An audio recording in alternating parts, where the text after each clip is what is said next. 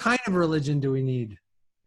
Well, I think we spoke to it, right? Yeah, I think we need one that allows us to love the stranger, and and to I think provide non-reciprocated care, right? So we need to find a religion that can get us out of transactional zero-sum gaming and into giving without thought of receiving.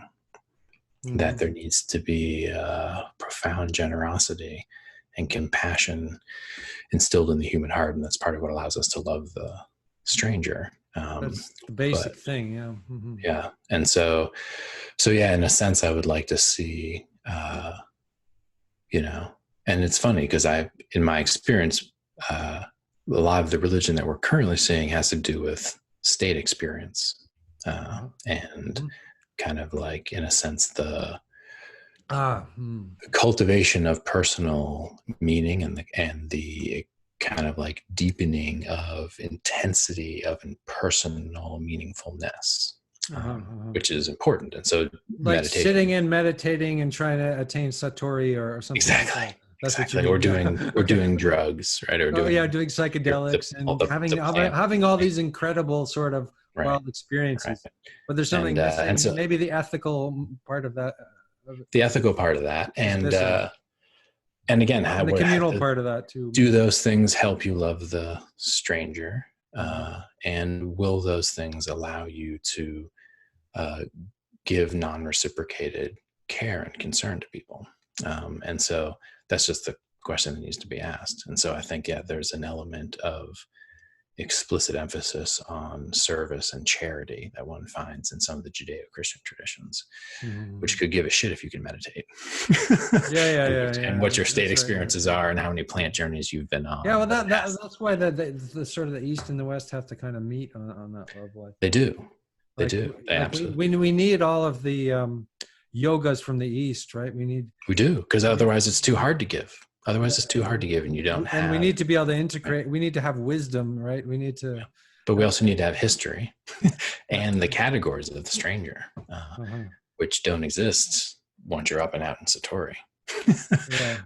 And so that's what's interesting too, is that as history heats up, those religions that deal with historicity become important, but those religions that say that there is no history become attractive.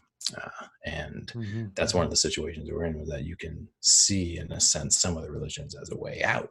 Is that the New Age? Is that what you're talking about when you say that the religion that is in all this talk about being in the now and that sort of thing? It's like some of the New Age stuff, it's kind of like just it's experiencing the moment and becoming mindful when you eat your food, and it's like all this sort of stuff is like, so what? It's like, give me something a little bit deeper than that, please, or right, and something with content of moral and ethical instruction and of sustenance for the soul in tragedy. There's a difference between getting that unbearable image out of your mind and getting the unbearable image out of your mind and getting the and then that's out of your mind, then holding the unbearable image and finding ways to discuss with others. And so again, I like that at all. That seems to me, that seems to be like, so holding the unbearable image. That's awesome. And again, that's from the alchemical tradition, and has to do with that process of putrefaction, kind of darkening, blackening, when you're going down and in, as opposed to up and out. Right, down and in, down and into history, down and into uniqueness, down and into situationality, and that is, so the religions that allow us to characterize those intimate spaces and to place the heroic within the personal, as opposed to the heroic in the transpersonal or the heroic in the public. We place the heroic in the personal sphere, in what's most intimate, in what's most intimate, in the work that's done right here between people in actual conversation. And that, again, as things unfold and heat up, there's this question of, can we stay with one another and not turn away from each other, not turn away from the stranger, and then feel the reality of love. And this is, again, like that it's real, and that it is not part of the simulation. And this happens, of course, when there's natural disasters. And it's always kind of commented upon, like the way, like after 9/11, for example, the number of people who were spontaneously talking to one another, trying to take care of one another, looking after one another in the immediate aftermath, who on any other given day would have just walked by one another, not even looked at one another. Yeah. Well, maybe it's more tricky to do that in the ordinary day when you're just going through your ordinary day, right? It is, but it's also that we're not subject to tragedy right now as we're speaking, you know, but we are sort of leaning into that a little bit, like whereas if there was some tragedy, yes, you know, our hearts would explode open, and you know, we'd embrace, you know, we want to do something, but it's maybe in the most banal states, that's when it's but that's what I'm saying, is that hardest to practice.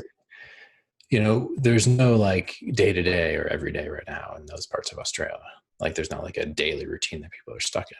Like I'm sure they're trying to find it and get in it. Yeah, right. So again, we're back to out of the simulation into the reality of the fact that a lot of people in the West are going to have their day-to-day routines completely disrupted in the coming decade. And so that's this issue of how will we respond? And do we have the cultural resources to respond in a civilized way? And now we're back to the educational and iatrogenic crisis. So yeah, but there's an intensity to the focus that's needed on the part of, I think, educators and artists and people of that ilk, because it's going to be on them who it falls to create the contexts and languages and symbols by which we start to make sense of this situation. And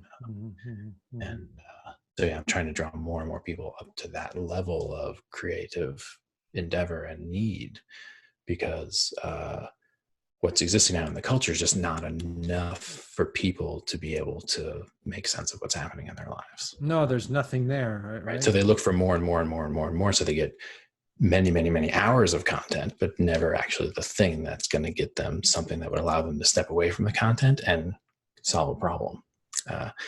And so, yeah, there's a shitload of work to do, and so many unique individual gifts to be given, all that to be galvanized.